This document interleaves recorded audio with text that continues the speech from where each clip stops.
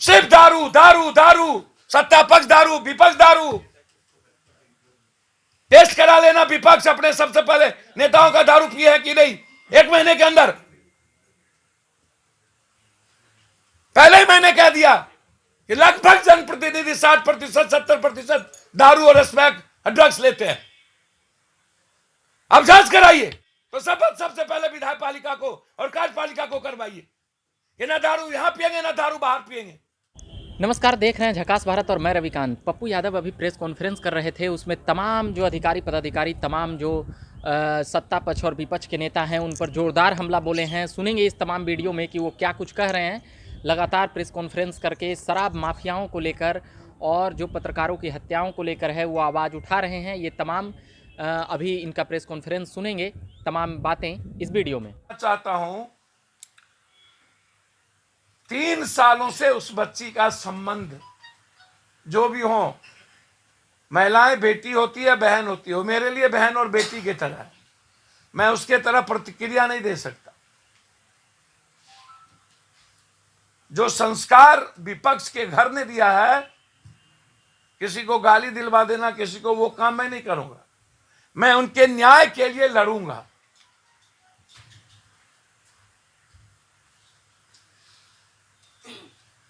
Court में मामला है, मैं चाहता हूं अविलंब कोर्ट निर्देशित करे। यदि उस महिलाओं ने कहा है कि मेरा डीएनए टेस्ट हो, नारायण दत्त तिवारी के तर्ज पर उस बच्चे का डीएनए टेस्ट कराया जाए और थाना इन्वेस्टिगेशन करे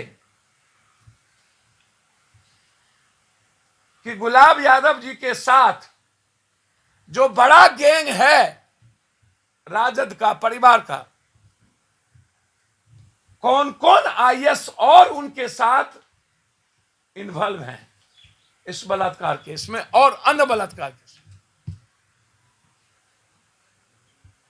मैं अविलंब, अभी तक अरुण यादव की गिरफ्तारी नहीं हुई और न ही गुलाब यादव की गिरफ्तारी हुई। सरकार से मैं पूछना चाहता हूं कि अरुण यादव कहां है और गुलाब यादव की गिरफ्तारी अभी तक क्यों नहीं हुई। और जब वो जांच का मांग कर दिया गया तो फिर लोग अपना डीएनए क्यों नहीं देना चाहते। ना मुझे किसी के बारे में साफ है, मैं अविलंब, और 1-2 आईएएस है इसमें इन्वॉल्व जिनका नाम और सेक्रेटरी रंग के आईएएस है, खुलासा करूंगा। बस मेरा सिर्फ इतने कहना है कि महिलाओं का रेस्पेक्ट विधायक पालिका और कार्यपालिका नहीं करती है और महिलाओं की सुरक्षा और उनके शोषण के खिलाफ हमारी पार्टी और पप्पू यादव किसी हद तक जाएगी और मैं उसके साथ खड़ा हूं। मैं न्याय चाहता हूं। सरकार जांच रही है, जांच का विषय इसको लिंगर न किया जाए। रुपेश हत्याकांड के तरह इस घटना को भी रफा दफा न किया। मैं एक बात बता दूं, कार्यपालिका नहीं है, पुलिस है। ईगो का क्लैश है।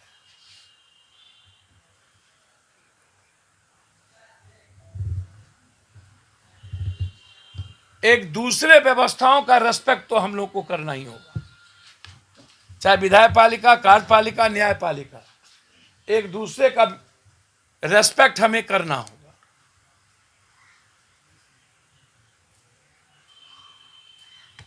और हम हाई कोर्ट से आग्रह करते हैं कि इस मामले में हाई कोर्ट के जज से जांच करा लेनी चाहिए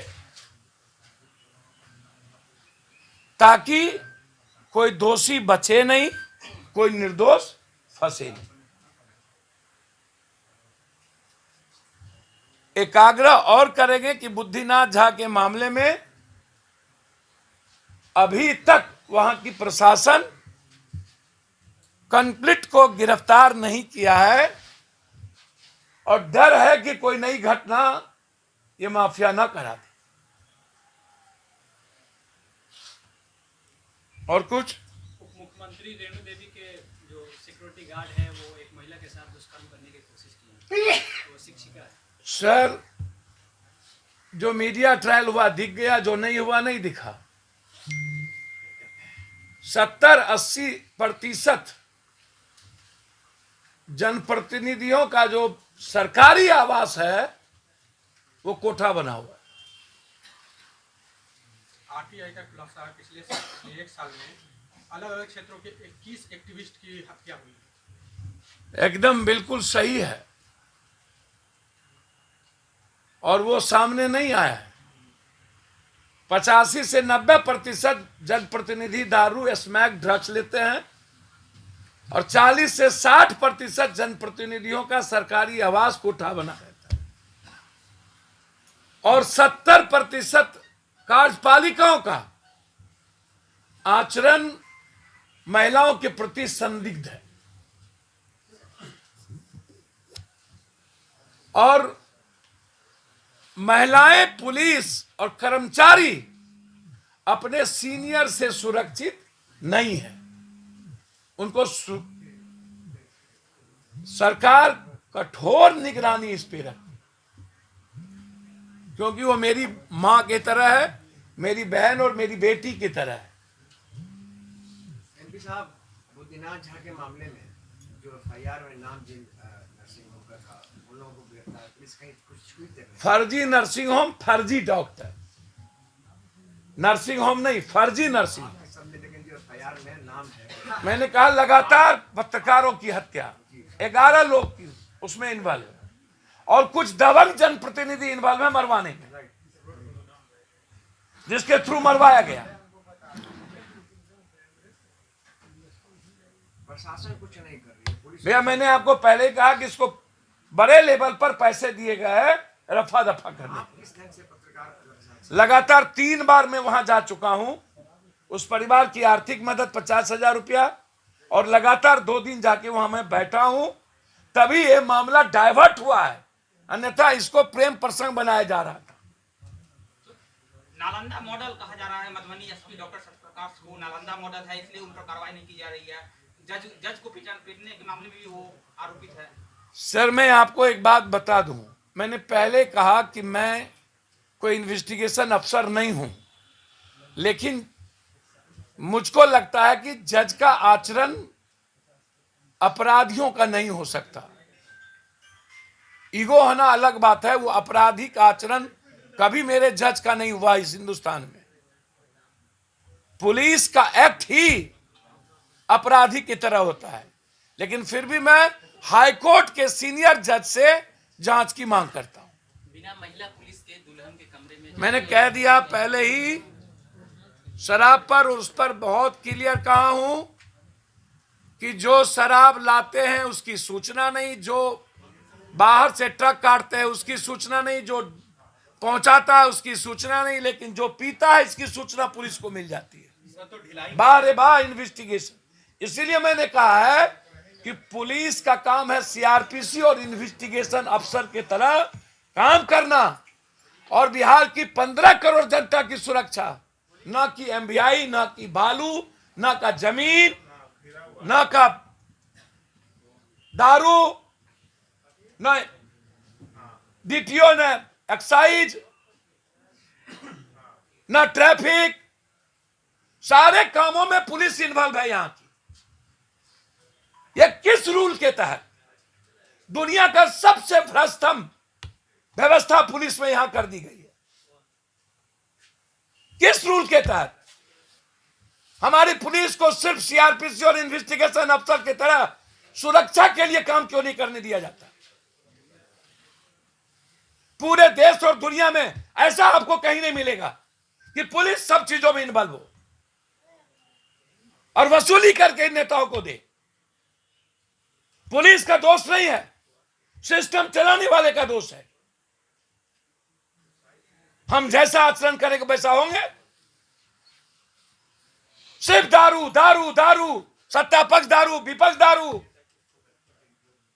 टेस्ट करा लेना विपक्ष अपने सबसे पहले नेताओं का दारू पिए है कि नहीं 1 महीने के अंदर। पहले ही मैंने कह दिया कि लगभग जनप्रतिनिधि 60%, 70% दारू और स्मैक ड्रग्स लेते हैं। अब जांच कराइए। 26 को अब शपथ लेंगे तो शपथ सबसे पहले विधायक पालिका को और कार्यपालिका को करवाइए कि ना दारू यहां पिएंगे ना दारू बाहर पिएंगे, और जो दारू पीता है उसको बर्खास्त करिए।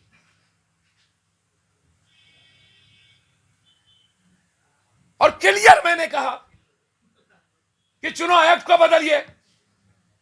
जब आप 3 बच्चे को चुनाव लड़ने नहीं देंगे, अपराध और अपराधी को नहीं देंगे, तो फिर इन माफियाओं को क्यों, उन्हें भी रोकिए।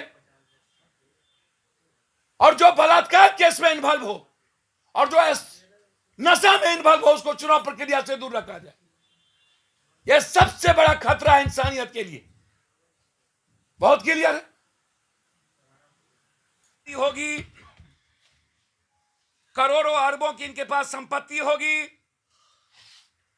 2 करोड़ 3 करोड़ के मकान सब पुलिस के पास है, 4 करोड़ के हैं और संसाधन नहीं है।